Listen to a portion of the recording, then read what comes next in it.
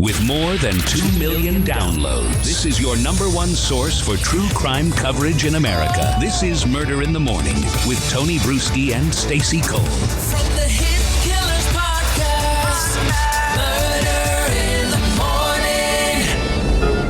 Morning. Madeline Soto, that's the case we're talking about right now. And there's new audio out. Yes, newer than new, because they've been dropping a lot of audio the last couple of weeks of the interrogation. But newly released stuff captures the intense interrogation of Jen Soto and Stephan Stearns by deputies investigating the disappearance of 13-year-old Madeline Soto. It underscores the urgency and seriousness of the investigation as law enforcement seeks to uncover the truth about this missing girl. We're going to take a listen to some of that in here in just a moment. Quote, do you have any idea where she could be? A detective pressed Stearns, who was expected to take Madeline to school on the day that she vanished. Stearns, visibly anxious, says, no, none at all. No. Mm-hmm.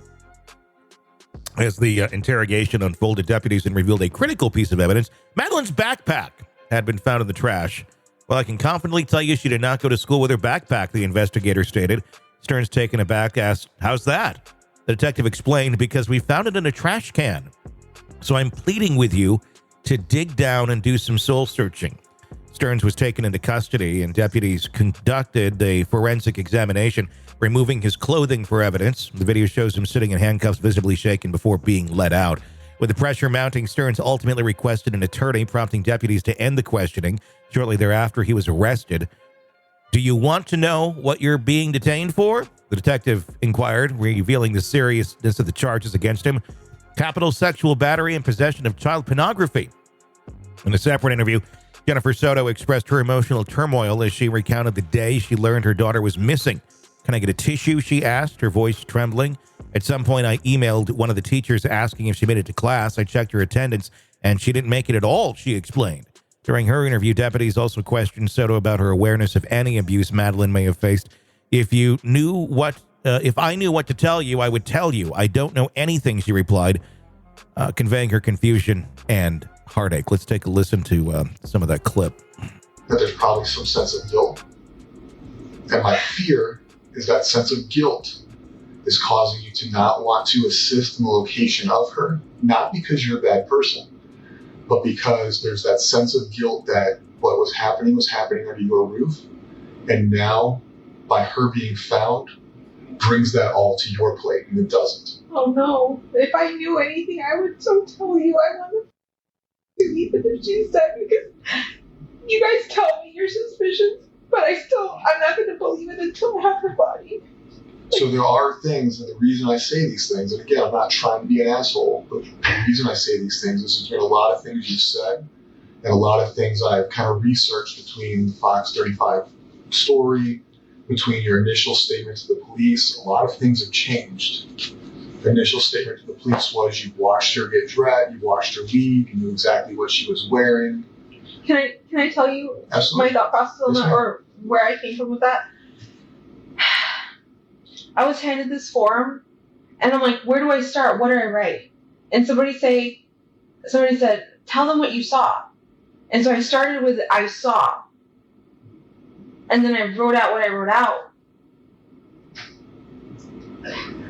But it wasn't until later I was like, wait, I didn't see her. I assumed that I saw her. I assumed that I heard her.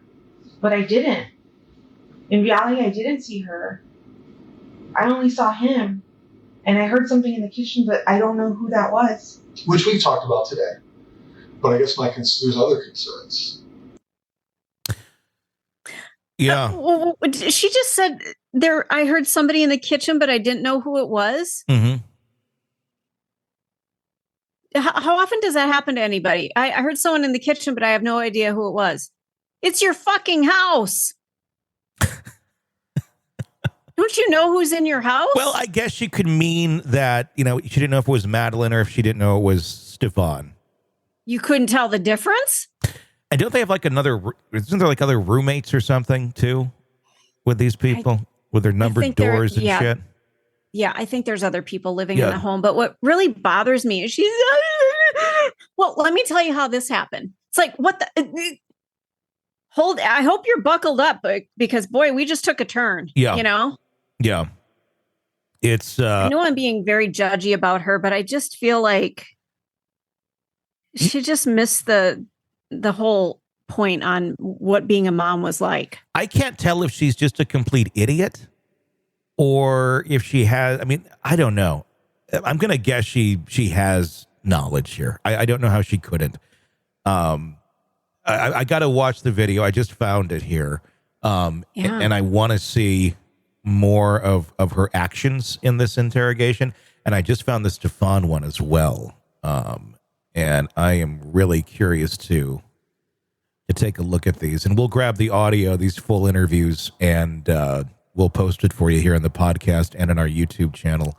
But I'm going to break that down. This is...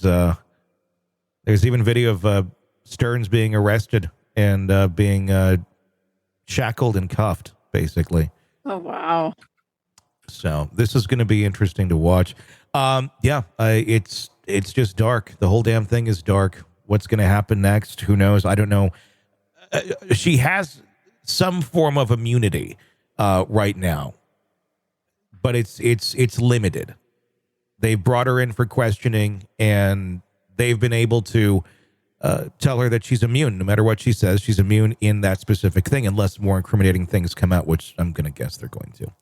But what they've already got is so incriminating, just from his cell phone. Yeah. So what else are we going to learn? What else happened in that house? What else happened to this poor girl who just before her 13th birthday wanted to go live in the woods because she didn't want to live in the home that she's living in? I think we're going to learn a lot more. I think there's a lot more to come on this one, and it's probably going to involve other people too. All right, true crime addicts, let's cut the crap. You're knee-deep in the gory details of your favorite podcast when suddenly a commercial hits like a bad meal. Seriously? You deserve better. Upgrade to True Crime Today Premium Plus on Apple Podcasts, where you can binge without those annoying ads. Plus, get extended interviews that go deeper into the darkness and early access to episodes so you can be the first to know. It's like trading up from fast food to fine dining, but with more blood. So, go ahead. Search for True Crime Today Premium Plus on Apple Podcasts. Subscribe and feast on the good stuff.